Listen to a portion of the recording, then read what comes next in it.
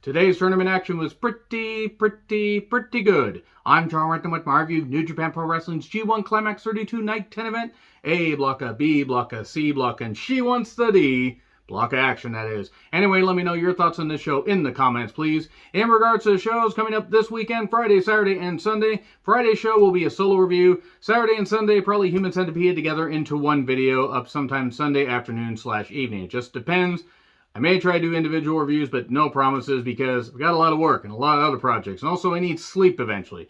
But anyway, there's no sleep till the end of this month-long climax.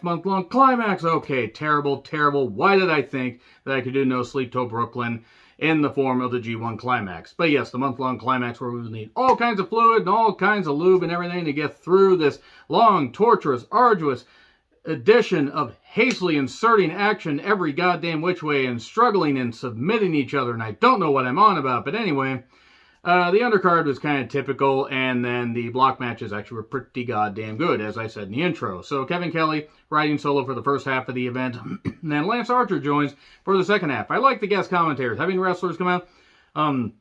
ELP was actually pretty good, and then you had Tom Lawler and Lance Archer. Very well spoken. I mean, hearing interviews with him, you know he's well spoken, but it's just he's so goddamn great at being scary. And the young lions are like, well, at least he won't hurt me with his words. He's going to hurt me with his fist.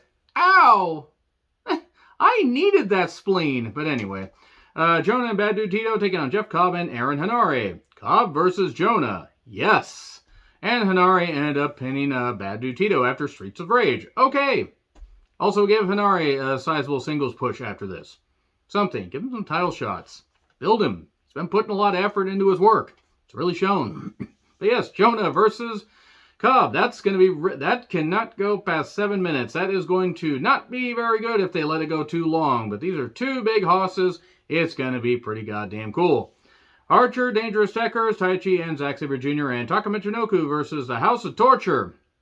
Former Kaientai members explode. Indeed. Actually, it's Dick Togo and Taka Michinoku. So yeah, Dick got palmed and struck upon and volley repeated strokes to the head, but Sho pinned Taka after hitting him with a wrench. Because the referees are ineffective in New Japan. Like, seriously, they make the referees seem like idiots. And then we get Naito, Shingo, and Bushi against ELP, Chase, and Bad Luck Fale. Oh boy, Chase and Fale in a tag match. Sign me the fuck up to not give a shit about this. Package pile driver, Chase pins Bushi after about 8 minutes. I also want to add a little bit of, detail as far as one of my most recent reviews. Jay White versus Chase Owens. I know there were people that liked it. I'm not saying the action wasn't good. And I'm not saying that they didn't try to tell a good story. I just don't care about Bullet Club, so ultimately I wasn't invested. However, am I going to say the work was bad? No, I just personally wasn't interested. Anyway, we then go to Okada, Tanahashi, and Yoshihashi. A lot of Hashis in this. Against Jay Whiteo, Juice Robinson, and Goto. So yeah, 10 minutes later, Goto gets beaten by the Butterfly Lock. Yoshihashi has won another match in 2022. Goto, what the fuck? Who is booking this? I just want to talk. Archer joins commentary, and first up for B block of action, Great Okan. All hail the savior that is the Great Okan, the man that stopped a goddamn criminal, a real creep. Kevin Kelly explained it on commentary in better detail than I can. But Okan took on Tomohiro Ishii. Alright, tall versus not small necessarily, but Ishii is stout. He's not tall, but man, he hits like a freight train. Good ground-based work, good submissions, and some good, of course, Ishii just hitting like a fucking tank, hits with good lariats, but Okan, not to slouch in the strength department, some good reversals, some headbutts, a tombstone, the Eliminator 1, 2, 3. So I'm just going to start doing the point totals for the people in the particular block matches at the end, or, at the end of each match, instead of at the end of the show. So that takes too long and too many tiebreakers. It's so hard to figure out. Ishii has 2 points and Okan has 2. Okan's on the board. Yano and Tom Lawler in a block of action. I said get your stopwatch out. This lasted longer than I thought. Yano has his DVD and offered it to Tom Lawler. After Tom Lawler had Sister Act and Sister Act 2 DVDs for some reason. I don't know why. But Yano's DVD case was empty. Yano, being a sublime master, I can't fucking believe that Yano, of all people, would, try to cheat somebody. Yano, who else but Yano? So anyway, at one point there was a clap battle man, everybody in that crowd had the goddamn clap. They're going to need to be tested. I kid, they can only clap right now. They can't cheer. Match was fine. It was fine. Royce, do you want some help? Lance said at one point because Royce was tangled up in his pants, thanks to Yano. We got some pad stoppage, and in the sense of not women at that time of the month, but as a turnbuckle pad, and more cheating reversals, and then Lawler hits the knee from behind, knee to the brain, whatever they call it. Yano has 2 points, and Lawler has 2 points. Okay. Tama Tonga versus Sonata, B block of action. Sonata start giving a shit in 2022 challenge. Speed versus, speed. There's some good power from both as well.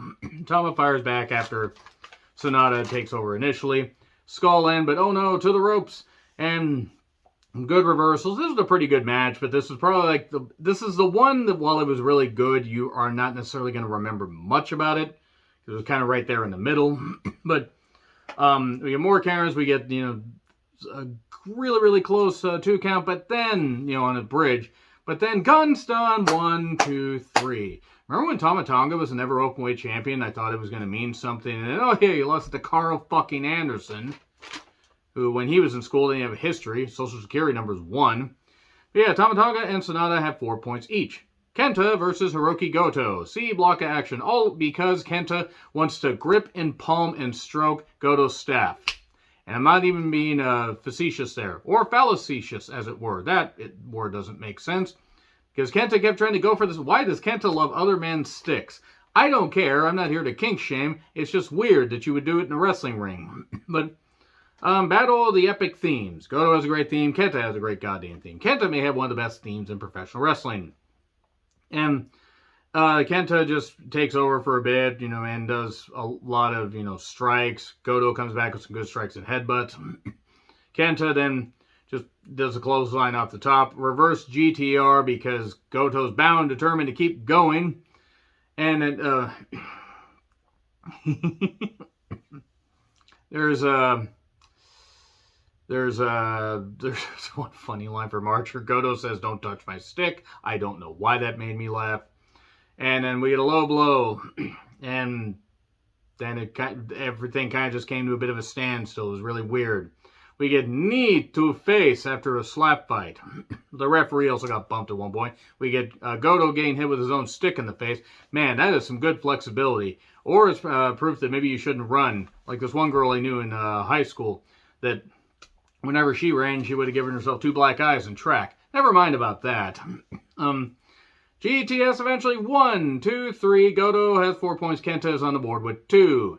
Finley versus Will Ospreay. She wants the D block. So Finley has the U.S. Championship. He managed to steal it back from Juice. And then Will Ospreay is the rightful U.S. Champion. But no doubt Finley is going to want his shot. And he's going to get his shot because he beat Will Ospreay. Pretty good match. I'm not the biggest Will Ospreay fan. I think we've seen just about everything that he can really fucking do. 2019 was his peak. Is he bad in the ring? No. Is he my favorite? No. Finley has absolutely improved his game. He's still middle of the road as far as the roster, but he's put in the work.